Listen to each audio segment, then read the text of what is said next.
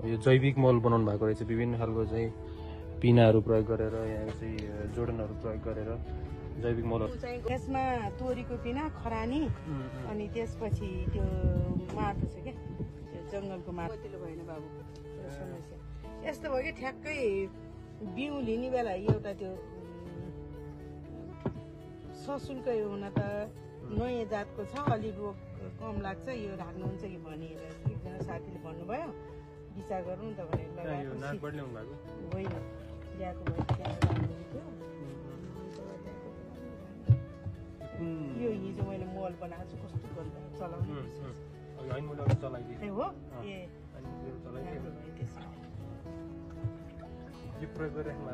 गरिरहेको छु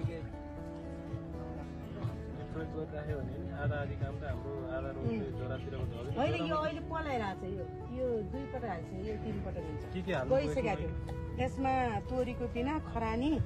अनि त्यसपछि त्यो माटो छ क्या त्यो जङ्गलको माटो ल्याएको थियो अनि गोबर अरू कुनै जीवाणु बाहिर किनेर हाले छैन मलाई एक